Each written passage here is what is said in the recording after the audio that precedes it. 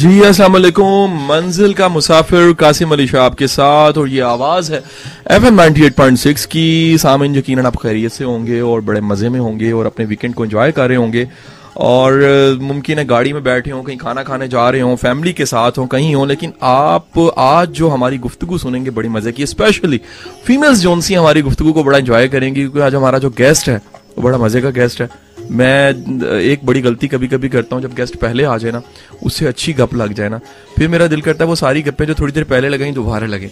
तो हम कोशिश करेंगे जो हमने थोड़ी देर पहले चिटचैट की और मज़े मज़े की बातें की, वो सारी की सारी आपके साथ शेयर करें। और आज जो हमारे गेस्ट हैं वो हैं ज़री खालिद। ज़री खालिद जौन सी हैं वो एक बला की ट्रेनर और मज़े की जौन सी हैं टीचर हैं। इनकी बातें मैं सुन रहा था, मैं सोच रहा था मैं भी इनका स्टूडेंट ही होता। अस्सलाम वालेकुम जी। वालेकुम सलाम। कैसी हैं आप? अल्लाह का शुक्र, ठीक ठाक। बहुत ज़बरदस्त जी। तो आप माशाल्लाह ट्रेनर, टीचर और मसरूफियात, एक फ़ीमेल के लिए बड़ा मुश्किल नहीं हो जाता कि साथ ही साथ में वो अपना घर मैनेज करना, और साथ ही साथ में जो उनसे वो एक ट्रेनर बनना, साथ ही साथ में ऊपर से कम्युनिकेशन स्किल्स पढ़ाना, सॉफ्ट स्किल्स, कैसे करती हैं सब कुछ मैनेज, और कैसे इस तरफ आई आप? इसमें आप थोड़ी सी अपने जुमले में तब्दीली कर लीजिए। आपने कहा औरत के लिए मुश्किल नहीं हो जाता, मेरा ख्याल है औरत और मर्द दोनों के लिए मुश्किल होता है, लेकिन हम लोग उसको रियलाइज करते नहीं है, क्योंकि मर्द से हमारी एक्सपेक्टेशंस कुछ फर्क है, औरत से एक्सपेक्टेशंस फर्क है। ये जैसे कहते हैं ना कि एक वेस्ट से कॉन्सेप्ट आता है वर्क लाइफ बैलेंस का, तो हमें वो बड़ा अच्छा लगता है।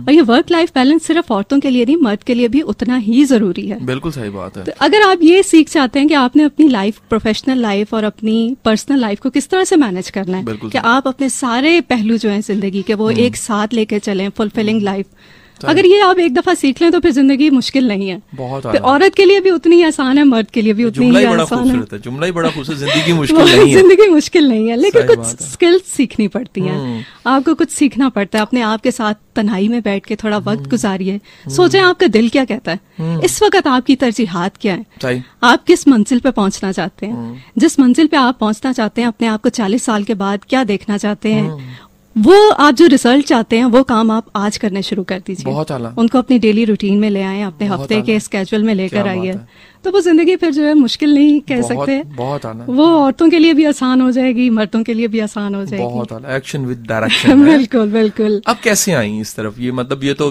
आमतौर पे होता है कि जी कोई टीचर बना, टीचर ही रह गया ना, अकाउंटेंट बना, अकाउंटेंट रह गया, और मैनेजमेंट की जॉब में है उसमें रह गया। आप इस तरफ कैसे आई? बदकिस्मती से हमारे यहाँ पे ट्रेनिंग कम होती है, गाइडेंस कम है। हमारा तो यही होता है कि जी सारे डॉक्टर बन रहे तो आप भी डॉक्टर बन जाएं, सारे आईटी में जा रहे हैं आप भी आईटी में चले जाएं। तो ज्यादातर हम लोग हिट एंड ट्रायल से आते हैं। मेरे साथ ये हुआ था, MBA किया, उसके बाद एक बहुत अच्छी कंपनी में बहुत अच्छी जॉब जहाँ पे मैं करना चाहती थी, बहुत अच्छी पे मिल गई, बहुत खुशी, और वो जी घर वालों पे भी रोब पड़ जाता है, हम भी कुछ कर सकते हैं। बहुत खुशी हुई, खैर थोड़ा अरसा गुजरा। अच्छा जी। तो फिर थोड़ी सी एक अनकंफर्टेबल फीलिंग जो कि समझ नहीं आती थी किस वजह से है। कभी सर में दर्द है जब वापस आए शाम को, कभी रात को नींद आधी रात को खुल जाती है, तो समझ नहीं आती क्या हो रहा है। अब इन चीजों को बास लोग पहचानते नहीं है कि ये क्या चीजें हैं। ये अल्लाह की तरफ से साइंस है, एक अल्लाह की तरफ से आपको हदायत मिल रही है। सही जी। अगर आपने ये साइंस पहचान लिए हैं, आपने अपने आप को पहचान लिया, आपने अल्लाह की मर्जी को पहचान लिया। अब ये जो साइंस आ रहे थे कंटिन्यूसली, साल के बाद मैंने वो जॉब छोड़ दी। अच्छा जी। जो कि बहुत अच्छी और फुलफिलिंग इन फाइनेंशियल टर्म्स में आप कह सकते हैं, छोड़ दी। उसके बाद सोचा जी अब क्या किया जाए, तो बस वो इत्तेफाक से कोई किसी ने बताया जी फलान जगह पे ट्रेनर्स की जरूरत है। मैंने कहा ये काम तो कभी किया ही नहीं है, पता नहीं, लेकिन चले, खैर चले गए वहां पे। पहले तैयार किया लेक्चर, ट्रेनिंग, सारा कुछ। जब पहुंचे वो काम किया तो बहुत ही मजे का लगा। अब ये जैसे कहते हैं ना हिट एंड ट्रायल से आपको पता चल गया कि कहाँ से जब आप जॉब से वापस आए आपका दिल खुश है, आपको एक सेंस ऑफ अचीवमेंट है, आपको पता है कि आपने यही काम करना था। बात है। और बस वो काम मुझे जिसे कहते हैं अल्लाह की तरफ से मिल गया, वहीं पे पहुंच के जो काम जिसके लिए अल्लाह ने पैदा किया था। गुड लक होती है आमतौर पे। जरिए ऐसा होता है कि बंदे को जब पता लगता है तो वो बंदा वैसे ही थोड़े से दिन रह गए होते हैं, सब कुछ हो गया होता है। मुझे बड़े ऐसे एजेड लोग मिलते हैं, कहते जी हम काश हम जोन सा ना वो ये होते।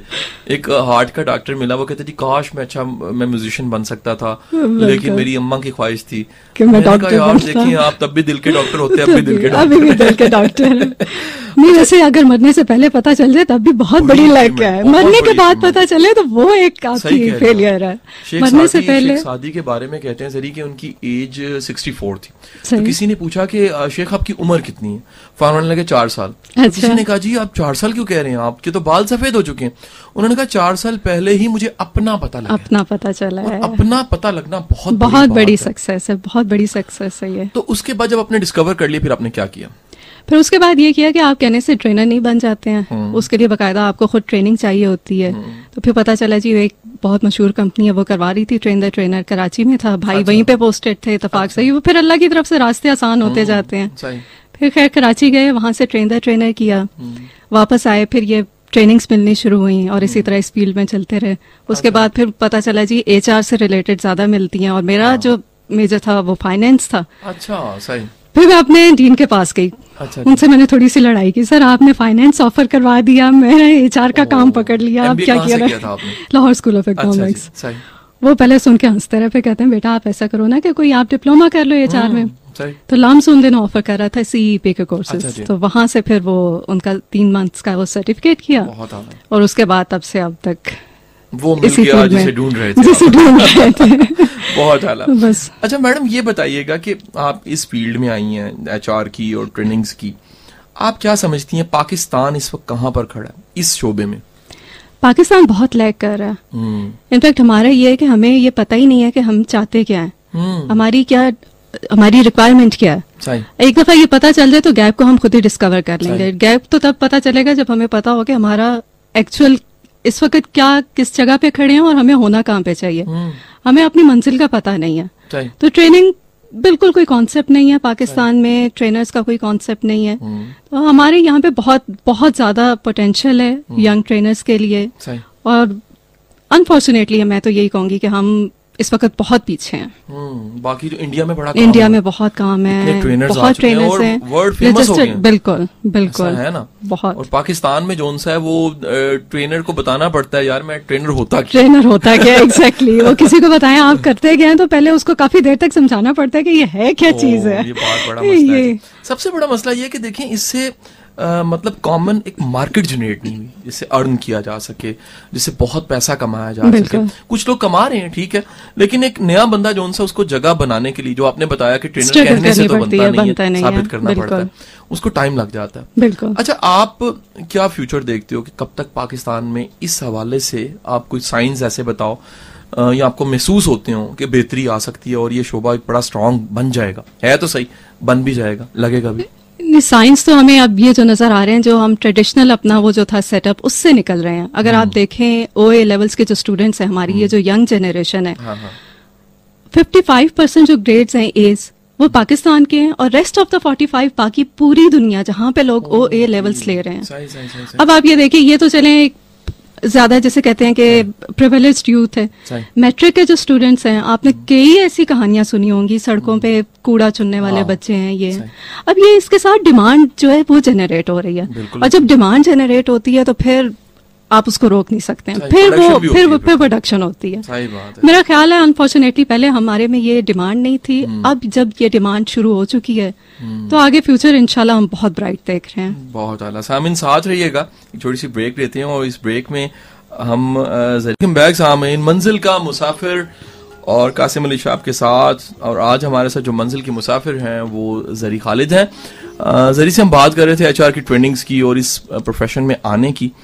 अब जो हम टॉपिक छेड़ेंगे ना वो बड़ा मजे का, बिलखसूस अगर आप गाड़ियों में हैं तो बेगमात बड़ी खुशी से सुनेंगी। टॉपिक ये है कि एक फीमेल कैसे अपने घर को भी, अपने प्रोफेशन को भी और फिर बच्चों की तरबियत को भी, फिर सारी जिम्मेदारी कैसे मैनेज करे। देखिए सबसे पहले तो ये फीमेल को पता होना चाहिए कि वो चाहती क्या अपनी जिंदगी में 40 साल के बाद, 30 साल के बाद वो क्या रिजल्ट देखना चाहती है। जो वो रिजल्ट देखना चाहती है वो काम आज शुरू कर दे। आप चाहती हैं आपके सेहत अच्छी हो, 60 साल की उम्र में आपको जोड़ों का, घुटनों का कोई प्रॉब्लम ना हो। आप चाहती हैं आपके बच्चे फर्माबरदार, अच्छी सेटल्ड हो। आप चाहती हैं कोई आपको फाइनेंशियल प्रॉब्लम ना हो, तो आज से वो काम क्यों नहीं करती? बहुत आना। आपको वो 40 साल के बाद, 60-70 साल की उम्र में या कभी भी बुढ़ापे में जाके आप वो काम नहीं कर सकते, वो आपको आज करना पड़ेगा। सही बात है। आप अपने डेली स्केड्यूल में लेकर आइए, आपने इतना टाइम अपने बच्चों को देना है, बच्चों के लिए। आप अगर फर्माबरदार औलाद, आप ये 60 साल की उम्र में बच्चे को नहीं कह सकते तुम तो मुझे टाइम ही नहीं देते थे। आपने उसको 5 साल की उम्र में, 6 साल की उम्र में कितना टाइम दिया था, वो उसका रिजल्ट आपको मिलेगा। अगर आप चाहती हैं आपकी सेहत अच्छी हो, कोई आपको प्रॉब्लम हेल्थ से रिलेटेड नहीं हो, तो आज अपनी डेली लाइफ में आपको 20 मिनट 25 मिनट वॉक के लिए निकालने पड़ेंगे। बिल्कुल सही है। उसके बाद जाके जब वो उसका रिजल्ट आता है तो फिर आप कुछ नहीं कर सकते। मेरा ख्याल है ये खवातीन को वो जिसे मंजिल का मुसाफिर कहते हैं ना, आपको पता है आपकी मंजिल कराची है। सही। आप वो वाला रास्ता लें जो बस आपको कराची लेकर जाती है, आप पेशावर वाली बस पे नहीं बैठेंगे। पाकिस्तान में बहुत से लोग जो उनसे हैं वो जाना कराची चाहते बैठते कहीं और हैं और उसके बाद फिर कहते हैं हमारी किस्मत बुरी थी। उससे भी ज्यादा खौफनाक है कि अमरूद का दरख्त उगाते हैं, फिर आम की दुआ मांगते हैं और यकीनन फिर अमरूद लगते हैं तो सबसे पहले विजन, आपकी मंजिल, उसके बाद फिर आपका रास्ता टुवर्ड्स योर मंजिल। सबसे पहले तो आप अपनी मंजिल डिसाइड कीजिए, उसके बाद फिर आप वही काम करें जो आप चाहते हैं। अच्छा, टाइम मैनेज नहीं होता लोगों से, बिलखसूस फीमेल से, क्योंकि घर चलाना और अगर साथ जॉब भी है कोई और प्रोफेशनल किस्म की लाइफ है, रिस्पॉन्सिबिलिटीज हैं, टाइम कैसे मैनेज करें? इसकी स्किल्स सीखनी पड़ती हैं। इसमें बहुत सारी स्किल्स आ जाती हैं। टाइम मैनेजमेंट बजाते खुद एक बहुत बड़ी फील्ड है। फिर आपको असर्टिवनेस सीखनी पड़ती है। देखिए आपकी यही, जिस तरह अभी मैंने कहा कि आपकी मंजिल क्या है, आपकी मंजिल जो है, जो काम आप करना चाहती हैं, अपनी तरजीहात तय कीजिए। अब आपकी तरजीहात से हटके जो काम है उनको आप कम टाइम दीजिए। आपकी तरजीहात, आपका प्रोफेशन है, बच्चे हैं, आपकी फैमिली लाइफ है, आप ज्यादा काम वो कीजिए जिसमें इन चीजों को इन्वॉल्व करते हैं। बाकी जो काम है उनको आपको असर्टिवली नो कहना आना चाहिए। असर्टिवनेस का मतलब क्या है कि सबकी रिस्पेक्ट करें और सब में आप खुद भी शामिल हैं। सब में आप सबसे ज्यादा आपकी अपनी अहमियत है। बिल्कुल सही बात है। और जो काम आपकी तरजीहात से बाहर है उसको असर्टिवली नो कहना, ये एक स्किल है। ये खवातीन को मेरा ख्याल है बहुत जरूरी है, और खास तौर पे पाकिस्तान की खवातीन को, क्योंकि हम अच्छा बनने के लिए, हमसाई ने ये कह दिया मेरे साथ बाजार चलो तो हम बाजार चले जाते हैं, किसी ने कह दिया जी जरा फलाना काम कर दो तो हमने फलाना काम कर दिया।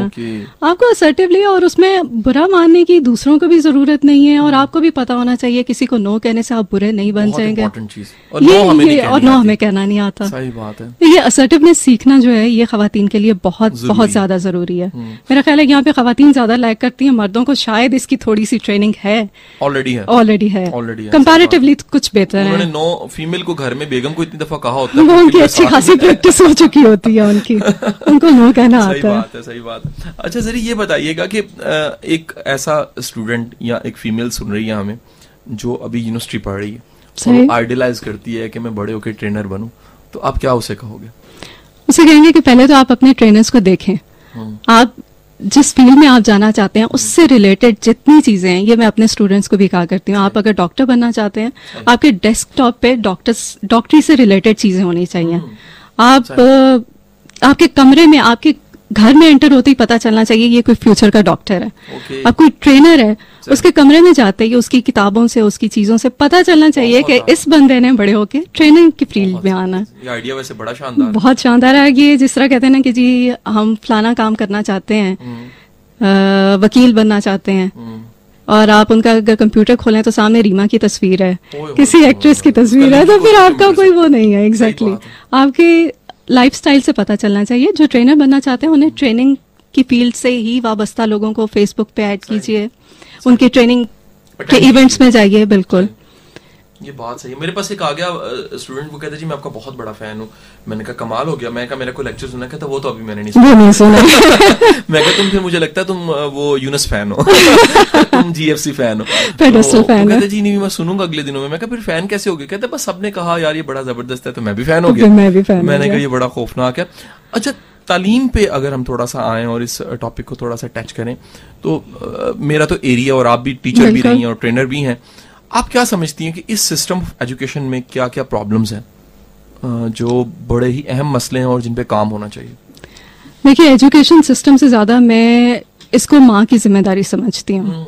सबसे ज्यादा जिम्मेदारी माँ की है। अच्छा जी। आप अपने बच्चे को किस तरह से वो ग्रो करते हैं कि वो उसका खुद से जो जहन है वो तालीम की तरफ जाता है। अब उसके बाद जितने वहां पे उसको कमी नजर आ रही है उसको वो कॉम्पनसेट खुद कर लेगा। जो कमी है वो पूछेगा, वो सवाल पूछेगा, टीचर से पूछेगा। अब ये एक बच्चा जरूर होता है क्लास में जो सबसे ज्यादा सवाल पूछता है, और एक बड़ा प्रॉब्लम बच्चा होता है जो कि बिल्कुल चुप करके बैठा हुआ है। वो टीचर के लिए वो भी प्रॉब्लम है। अब ये शुरू घर से होता है, माँ की जिम्मेदारी है। उसने अपने बच्चे को किस तरह से ग्रो किया है कि वो उसके लिए तालीम जो है एक अजाब है या एक रहमत है, वो उसमें बहुत इंपॉर्टेंट बात। वो कितनी खुशी से स्कूल जाता है, स्कूल जाने के लिए तैयार किस तरह से होता है। और आमतौर पे तो मार के भेजा जा रहा होता है। उसको कहा जा रहा था कि नहीं जाओगे तो जोन सा ना बाबा आ जाएगा, बाबा नहीं पढ़ोगे तो ये हो जाएगा, वो हो जाएगा। ये आप क्या समझती हैं कि तालीम के निजाम में इतनी अट्रैक्शन इधर है कि बच्चा खुशी से जाए? अट्रैक्शन हम कह सकते हैं नहीं है, बिल्कुल नहीं है। इसमें बहुत सारा काम करने की जरूरत है। और एक जो सबसे बड़ा मसला मुझे नजर आता है, जो पर्सनली मैंने अपनी फैमिली में भी फील किया और मैंने उसको टैकल भी किस तरह किया ये भी बताती हूँ। 2.5 साल की उम्र में आप बच्चे को स्कूल भेज देते हैं, 1.5 साल की उम्र में, अब तो 1.5 साल में भेजना शुरू हो गए। आप ये सोचें 1.5 साल का बच्चा, 2.5 साल का बच्चा, आधी नींद से उसको जगा के और जबरदस्ती ना उसको नाश्ता खिलाते हैं आप ना कुछ, और एक ऐसी जगह पे भेज देते हैं जहाँ पे वो नहीं जाना चाहता। अब वो जो उसका डर है एक दफा 2.5 साल की उम्र में, 2 साल की उम्र में बैठ गया है, वो 24-25 साल में भी जाके खत्म नहीं होगा। सही बात। और ये आज तक किसी को पता नहीं चला कि ये एज किसने बना दी थी स्कूलिंग की। सब बच्चे भेज रहे हैं तो आपने भी अपने बच्चे को भेज दिया, बिल्कुल रिजेक्ट हो चुका है। और हम मोंटेसरी पे बैठ, बच्चा 2.5 साल का, 2.5 साल का बच्चा और पैम्पर बांध के उसको सुबह सुबह जगा के भेज रहे हैं। ऐसा है। मेरा ख्याल है इससे थोड़ा सा काम होना चाहिए, क्योंकि ये जो है एज सिर्फ माँ की गोद में रहने वाली एज है, ये तरबियत माँ कर सकती है। बिल्कुल सही। अच्छा, आप क्या कहोगी कि माँ को वो कौन सी क्वालिटीज हैं जो माँ में हो तो तरबियत अच्छी हो सकती है? माँ को सबसे पहले देखना चाहिए कि अल्लाह उससे क्या एक्सपेक्ट कर रहा है, अल्लाह ने माँ को माँ बनाया क्यों है। उसको माँ जो है बसाते खुद एक पूरी ट्रेनर है, जिसे कहते हैं कि जो माँ बन गई है और वो सॉफ्ट स्किल ट्रेनर ना हो, ये हो नहीं सकता। सबसे ज्यादा बच्चे के करीब माँ ही है। हमें जिस तरह से एक एग्जांपल देती हूँ, बचपन से सिखाया जाता है जी 2 बहन भाई लड़ रहे हैं, अच्छे बच्चे नहीं लड़ते, अच्छे बच्चे नहीं लड़ते। हमें इसकी बजाय ये क्यों नहीं सिखाया जाता अच्छे बच्चे कैसे लड़ते हैं? क्योंकि लड़ना तो है ही। लड़ाई इज इनएविटेबल, क्योंकि हमारी ये ट्रेनिंग नहीं है। और ये ट्रेनिंग सिर्फ माँ घर पे करा सकती है कि जब आपके इख्तिलाफ आते हैं तो आपको किस तरह से उनको हैंडल करना है। ये जो क्वालिटीज है, कॉन्फ्लिक्ट मैनेजमेंट, फिर कम्युनिकेशन है, फिर दूसरी स्किल्स हैं, असर्टिवनेस है, ये सारी स्किल्स जो हैं ये माँ को खुद आनी चाहिए और आगे से इसको ये अपने बच्चों को सिखाना आना चाहिए। बहुत आला जी। सामिन साथ रहिएगा, एक फिर ब्रेक लेते हैं। और आज जो सारे गाने हैं ना वो हम मैडम की पसंद के सुन रहे हैं और यकीनन आप इन गानों को एंजॉय करेंगे। साथ रहिएगा जी। वेलकम बैक सामिन, मंजिल का मुसाफिर कासिम अली शाब के साथ। और आज हमारे जो गेस्ट हैं वो जरी खालिद हैं। जरी जोनसी हैं, बड़ी ज़बरदस्त ट्रेनर और उसके साथ साथ एक बला की टीचर भी हैं। जरी हम बात कर रहे थे ट्रेनिंग्स की और इन सारे कंसेप्ट की। ये जो वर्क लाइफ बैलेंस का कंसेप्ट है, कहा जाता है कि सारा वेस्ट से आया है, इसके बारे में आप क्या कहेंगे? देखिए, अनफॉर्चुनेटली हमारी बदकिस्मती यही है कि वेस्ट से जो भी लफ्ज आता है उसको हम बड़ी जल्दी कबूल कर लेते हैं, फिर उस पर ट्रेनिंग्स करवाते हैं, सेमिनार्स होते हैं, पढ़े लिखे लोग अपनी महफिलों में वही लफ्ज, एक बसवर्ड जो बनता है उस पर बात करना शुरू करते हैं। Work life balance, basically work life balance है क्या, ये पहले देख लेते हैं कि जिसमें आप अपने काम को और जिंदगी के बाकी के जो पहलू हैं, तमाम पहलू जिसमें आपकी फैमिली है, रिलेशंस हैं, हेल्थ है, पर्सनल लाइफ, स्पिरिचुअल लाइफ, इन सबको एक इक्विलिब्रियम, तवाजुन के साथ लेकर चल रहे हैं। बहुत अच्छा कॉन्सेप्ट है, वेस्ट ने दिया हमारे ख्याल में, तो फिर तो बहुत ही अच्छा हो गया। बेसिकली ये कॉन्सेप्ट हमें आज से 1400 साल पहले हमारे नबी सल्लल्लाहु अलैहि वसल्लम ने दिया है और बहुत कम लोग इस चीज को रियलाइज करते हैं। एक बड़ा मशहूर वाकया आप लोगों ने अक्सर सुना होगा। कुछ लोग आए नबी पाक सल्लल्लाहु अलैहि वसल्लम के पास, उन्होंने अपने अपने प्लान्स बताने शुरू किए, वो जिंदगी किस तरह से गुजारना चाहते हैं। एक ने कहा जी मैं सारी जिंदगी रोजे रखूंगा, पूरा साल रोजे रखता रहूंगा, नागा नहीं करूंगा। दूसरे ने कहा मैं सारी रात इबादत करता रहूंगा, नफल पढ़ूंगा। किसी ने कहा मैं शादी नहीं करूंगा। इसी तरह अपने उन्होंने प्लान्स बताए। तो नबी पाक सल्लल्लाहु अलैहि वसल्लम जो कि हमारे सबसे बड़े ट्रेनर और सबसे बड़े रोल मॉडल, बिल्कुल, आपका क्या जवाब था? उनका जो जवाब था वो वर्क लाइफ बैलेंस की सबसे पहला सबक हमें जो था वहां से मिला।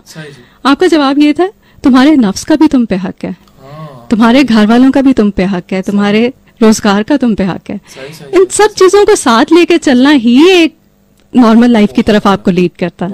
और ये कॉन्सेप्ट जो है हमें इस्लाम ने दिया है, जो कि आज वेस्ट से आया तो हमें बहुत अच्छा लग रहा है। इससे पहले जो इस्लाम में था उस पे हम गौर नहीं करते हैं। ये कॉमन ट्रेंड है, वो वेस्ट से आती है, वो हमें अच्छी लगने लगती है। सही बात है।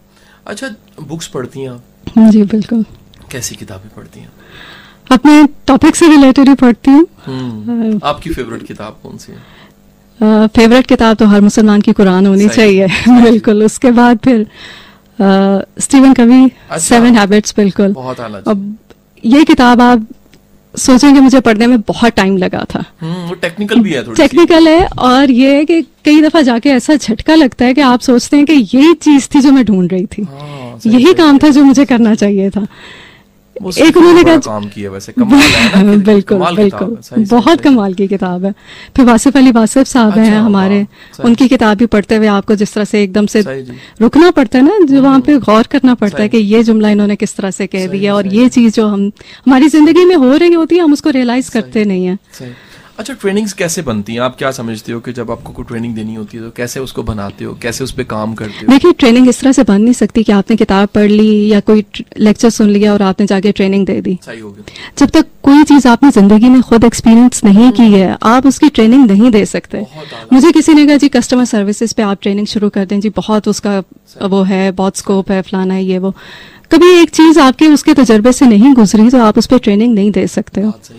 बिल्कुल सही बात है। अब जिस तरह से मैं एक मदर हूँ, मैंने अपने बच्चे को कुछ इश्यूज पे कोई चीजें जो उसको सिखाई हैं, जो मैं उसको सिखा सकती हूँ वो मैं दूसरों को भी सिखा सकती हूँ। अगर मैं उसमें सक्सेसफुल थी तो मैं ट्रेनिंग में दूसरों को सिखाते हुए भी सक्सेसफुल होंगी। तो ट्रेनर के लिए सबसे बड़ी जो एडवाइस होगी मेरे लिए कि आप उस पे ना जाएं कि दुनिया क्या मांग रही है, जो आपके अपने अंदर है, जो आपने एक्सपीरियंस किया है, आप सिर्फ वही सिखाइए, आप वही बोल सकते हैं। बहुत आला। मैं एक ट्रेनिंग सेशन में लास्ट पे पहुंचा तो जो ट्रेनिंग डिलीवर करने वाले थे वो बड़ी स्ट्रेस में थे, उनका जरी बड़ा बुरा हाल था और ऐसा ही होता है जब आप उनके। तो मैंने साथ वाले से कहा भाई ये काहे पे ट्रेनिंग डिलीवर हो रही थी? कहता स्ट्रेस मैनेजमेंट पे। तो मैंने कहा कमाल हो गया, यानी जो बंदा है वो तो बड़ी स्ट्रेस में है। तो ये हमारे यहाँ बड़ा कॉमन ट्रेंड है ना जी, वो बंदा सेल्स को जानता भी नहीं है, उसका कितना फासला है, लेकिन वो ट्रेनिंग डिलीवर करता है। पेरेंटिंग मैं तो बला, वैसे खुदा की पनाह, आपने मजे का टॉपिक है ये, मेरे से रहा नहीं जा रहा एक बात कहने। एक बड़े मारूफ ट्रेनर है, तो मैं उनके गया, एक टिकट मैंने ली और हैप्पी मैरिटल लाइफ पे सेशन, ठीक है। और जो सेशन देने वाले साहब थे वहां पर, जो उन्होंने हायर किए हुए थे समथिंग कोई उस प्लेटफॉर्म पे, वो बेचारा 21 साल का लड़का था, अभी शादी से दूर था। मैंने कहा एंड पे भाई तेरी शादी नहीं हुई, की ट्रेनिंग देगा, किताबें पढ़ के सुना रहे हैं हमें। तो ये बड़ा प्रॉब्लम है वैसे, ये बिल्कुल प्रॉब्लम है। हमारा यही है ना कि जिस चीज का स्कोप है, यहाँ पैसा है तो यहाँ चले जाओ, ये टॉपिक की मांग है, ये टॉपिक। जब तक आपके अपने अंदर से नहीं गुजरा, जो काम आपने खुद से नहीं किया है, उसको आप कैसे कर सकते हैं? ये इशफाक अहमद साहब एक किस्सा सुनाते हैं कि वो अपने डेरे पे बैठे हुए थे, एक औरत आई, तो कहती है कि जी ये मुझे फलानी बीमारी हुई है, तो बताएं क्या करूं? कहते हैं बीबी थोड़े दिनों के बाद आना। थोड़े दिनों के बाद आई तो फिर उसे बता दिया जी फलानी फलानी चीज का। तो इन लोगों ने पूछा वो जो पहले आई थी आपने उसको पहले क्यों नहीं बताया? कहते हैं बेटा पहले मुझे ये बीमारी थी नहीं, अब मैं उस तजर्बे से गुजरा हूँ, अब मुझे पता है कि इसको क्या मैंने इलाज बताना। तो ये वो उस जमाने के जो ट्रेनर्स थे, बिल्कुल असल ट्रेनर तो यही, असल ट्रेनर वो है जो कि जिसके अपने ऊपर गुजरा है वो उसी की ट्रेनिंग देता है। क्या बात है, बहुत आला। तो अब एक और नया टॉपिक जिसकी तरफ मैं जाना चाहूंगा कि हमारी जो यूथ है उसमें बहुत सी फीमेल है, और मैंने देखा यूनिवर्सिटीज में अच्छी खासी स्ट्रेंथ फीमेल्स की है, गाइडेंस नहीं है। गाइडेंस नहीं है। आप क्या कहेंगी और इसको कैसे मैनेज किया जा सकता है गाइडेंस के मसले को? और आप अगर अपने पास्ट में जाती हैं तो आपको भी याद आता होगा गाइड करने वाला कोई नहीं था, तो उन थोड़ी सी मेमोरीज को भी हमें बताइए, वो याद कीजिए और साथ इनको भी सजेस्ट कीजिए कि क्या करें। देखिए, गाइडेंस के लिए सबसे पहले तो आप अपने आप से गाइडेंस लीजिए, अपने साथ अकेले टाइम गुजारिए। ये हमारे अंदर ये कॉन्सेप्ट खत्म हो चुका है, अपने अंदर की आवाज हम सुनते नहीं, हम चाहते क्या है। अगर मैं आपके पास आती हूँ जी मुझे गाइड करें, आप मुझे क्या गाइड कर लेंगे? मेरे पास स्टूडेंट्स आते हैं, मैम बताइए हम फाइनेंस पढ़ें या मार्केटिंग पढ़ें? बेटा मैं कैसे बता सकती हूँ? ये तो आपको अपने अंदर से पता होना चाहिए, आपको क्या चाहिए, क्या चीज आप ढूंढ क्या रहे हैं। जैसे एक बड़ा मशहूर कॉल है, मेरा ख्याल है वासिफ अली वासिफ साहब का ही है, कि जब शागिर्द पैदा होता है तो उस्ताद खुद ही आ जाता है। अपने अंदर के शागिर्द को आप पैदा कीजिए, अपने अंदर के शागिर्द को जगाइए, अपनी जो क्वेस्ट है, आप अपने अंदर क्या ढूंढना चाहते हैं ये तलब पैदा कीजिए। गाइडेंस अल्लाह की जिम्मेदारी है, फिर आपको कोई ना कोई मिल जाएगा, कोई ना कोई मेंटर, कोई ना कोई गुरु वो मिल जाएगा जो कि आपको गाइड करेगा। और ये बिल्कुल होता है, बिल्कुल होता है। अल्लाह किसी ना किसी तरीके से आपको गाइड कर देगा। तलब तमन्ना सच्ची होनी तलब तमन्ना सच्ची होनी चाहिए। अच्छा, ये जो हमारी बच्ची हैं यूनिवर्सिटियों में कॉलेजेस में जाती हैं, इन्हें बताने वाले नहीं हैं, इनका सबसे बड़ा मैंने प्रॉब्लम देखा है कि इनको समझने वाला कोई नहीं है। समझने वाला नहीं, मतलब ठीक है कि बंदा खुद से अपनी गाइडेंस ले सकता है, लेकिन इंसान को बहुत सिक्योरिटी का एहसास होता है जब उसको पता होता है मुझे समझाने वाला है, बिल्कुल, या मुझे को थोड़ा सा फील करता है। इसका क्या सोल्यूशन है? अच्छा, इसका सोल्यूशन एक इस तरह से है, हम हमेशा इंसानों के पास जाते हैं गाइडेंस के लिए।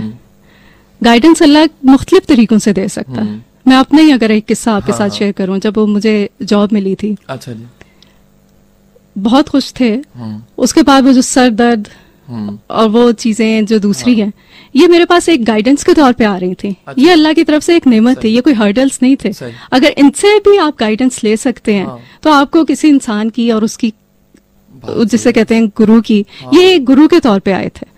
आप समझिए कि आपके साथ मसला क्या, आप अपने मसलों की वजह से, ये मसले जो है ये आपके सिम्टम्स हैं, इन सिम्टम्स से आप रियल कॉज की तरफ जाइए, आपको गाइडेंस मिल जाएगी। बहुत आना, अपने आप को समझिए, वो कहते हैं ना, जिसने अपने आप को समझ लिया उसने अपने रब को समझ लिया।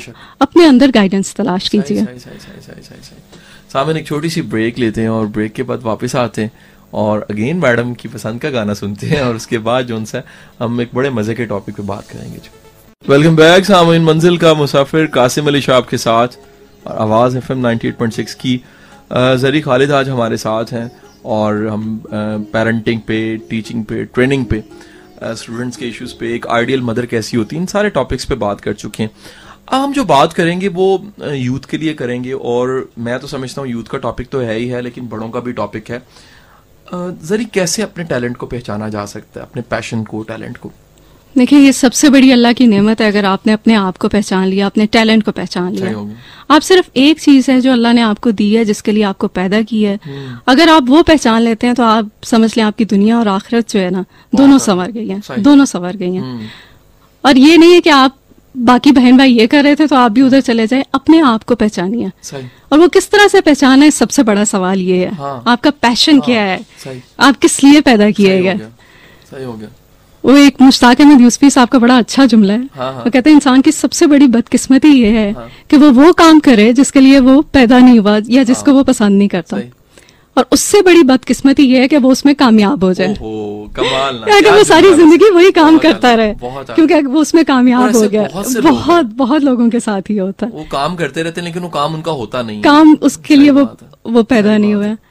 अब यही एक आपकी खुशकिस्मती हो सकती है, अगर आपने कोई काम शुरू किया है, आप देखिए कि आप उसमें स्टक हो गए हैं, आप आगे नहीं बढ़ रहे, आपको थकावट होने लगती है, बोरियत होने लगती है, घर वालों से आप चिड़चिड़े हो गए हैं, आपका मिजाज कुछ इस तरह का हो गया, तो फिर आप पहचानिए, ये पहचान का सफर आपका शुरू होना चाहिए। यहाँ से आप सोचिए कि ये किस वजह से हो रहा है, क्या मैं वही काम कर रहा हूँ जो मुझे करना चाहिए। अच्छा, हमारे यहाँ पे जो प्रॉब्लम है वो ये है कि जब ये सिम्टम्स आते हैं ना, चिड़चिड़ेपन के, दोस्तों से लड़ाई, बीवी बच्चों से लड़ाई, क्योंकि ये बड़ा एक अच्छा वो इजी वे है कि आप घर वालों पे गुस्सा उतार दें। हमारे यहाँ पे तो यही होता है। सही बात है। उसमें ये होता है कि वो जो घर वाले हैं और ज्यादा पीछे हो जाते हैं। अब ये बंदा पहले भी अपने प्रोफेशन से नाला है, अब घर वालों से भी नाराज हो जाता है। अब घर वालों से नाराज हुआ है तो उसमें अपने काम से और ज्यादा उसको तकलीफ शुरू हो जाती है। वो एक दायरे के अंदर अपना घूमना शुरू कर देते हैं। स्ट्रेस। इससे बहुत बेहतर तरीका ये है कि आप कम्युनिकेट करें, आप बोलिए आपको किस वजह से ये तकलीफ है, आप क्या चाहते हैं। जब आप कम्युनिकेट करते हैं तो थोड़ी देर के बाद ही आपको कोई ना कोई पता चल जाएगा, खुद ही कोई आपके मुंह से ऐसी बात निकलेगी जो कि आपको, वो जिसे कहते हैं ना, एक कुंजी आपके हाथ में आ जाएगी कि मुझे ये मसला है। हमारे यहाँ पे कम्युनिकेशन का कॉन्सेप्ट नहीं है। हम वो चिड़चिड़ेपन और इसमें चले जाते हैं, और घर वालों को भी वो उस तरह से ट्रेनिंग नहीं है कि अगर कोई एक बच्चा या एक फैमिली मेंबर जो है वो थोड़ा ऐसा बिहेवियर दिखा रहा है जो कि पसंदीदा नहीं है, तो बजाय उसकी असल कॉज ढूंढने के उसके उसी बिहेवियर पे हम उसे टॉन्ट करना शुरू कर देते हैं कि ये करते हैं। अच्छा, कम्युनिकेशन का यही है ना, जिस तरह से एक बच्चा है, एक नौमौलूद है, उसके पास वाहिद कम्युनिकेशन का क्या तरीका है? रोएगा।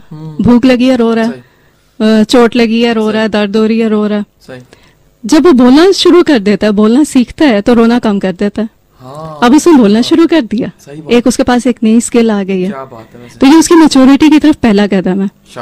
हमारे यहाँ पे होता है एडल्टहुड में आके हम दोबारा उसी मोड में चले जाते हैं, क्योंकि हमारे ख्याल में अपनी तकलीफ को कम्युनिकेट करना एक कमजोरी का इजहार समझा जाता है।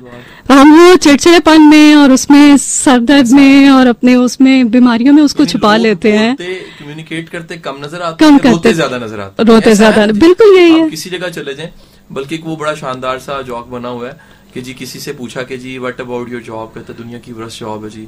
व्हाट अबाउट योर सैलरी, कहता किचन नहीं चल रहा जी, बुरे हालात हैं। व्हाट अबाउट योर बॉस, कहता दुनिया का सबसे घटिया इंसान है। और कहते जी आप अपने बारे में बताएं, कहते जी मैं थक जाता हूँ, बड़ा तंग हूँ उससे, छोड़ क्यों नहीं देते, कहता 2 साल रिटायरमेंट में रह गए। सारी जिंदगी में आपके पास हमेशा यू टर्न का टाइम है। कभी आप अपने आप को देखें अपनी जिंदगी में स्टक हुए हुए, या कोई आप आगे नहीं बढ़ पा रहे हैं अपने आप से, आप सेंस ऑफ अचीवमेंट नहीं है, हमेशा यू टर्न का टाइम है।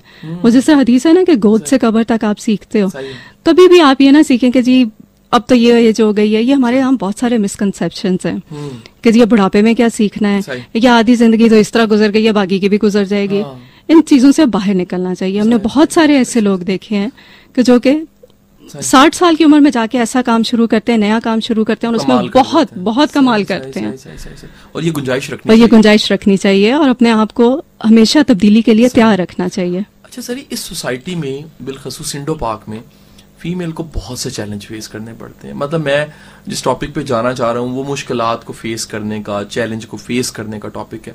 आप क्या समझते हो कि ये जो सारे इस सोसाइटी में सोशल बैरियर्स भी हैं और कैथारसिस कोई नहीं है। सबसे बड़ी बात यह है कि बंदा प्रेशर कुकर बन जाता है, यानी कोई उसके पास कोई अमन, शांति, चैन, कैथारसिस उसके पास बकौल इशफाक अहमद को कंधा नहीं है जहां सा रख के रो सके।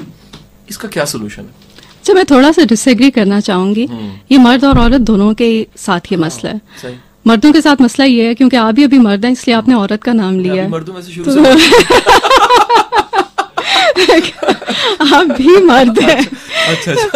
तो आपने भी सिर्फ औरतों पे ये इल्जाम लगाया या एक उनकी प्रॉब्लम औरतों से रिलेट की है। मर्दों को भी यही प्रॉब्लम है। हाँ। हमारे यहाँ ये होता है, बल्कि औरतों का तो एक दूसरे के साथ वो बैठ के अपने खामन की बुराइयां भी कर लेंगी, अपने मसले पे रो धो भी लेंगे, मजा भी बहुत आता है। सुना मैंने। मर्दों के साथ ये मसला है कि वो ये अपने प्रॉब्लम्स बताते नहीं है। वो बताते नहीं है। असल मसला ये मर्दों के साथ है। लेकिन वो अपने आप को इतना स्ट्रांग और इतना प्रॉब्लम सॉल्वर के तौर पे प्रेजेंट करते हैं कि उनकी जिस तरह ईगो हर्ट होती है अपनी मुश्किलात का जिक्र करने से। ऐसा बहुत कॉमन है। ज्यादातर कामयाब लोगों में है ऐसा। वो कामयाबी इतनी को वो लिबादा चढ़ाया होता है। वो कामयाबी होते हैं, लेकिन वो सुपरफिशियल कामयाबी होती है। ऐसा है अंदर से वो फुलफिलमेंट जो है वो नहीं आती। फिर औरतों और मर्दों दोनों को ही मैं मशवरा दूंगी कि आप अपनी जो भी प्रॉब्लम्स हैं उसको कम्युनिकेट कीजिए।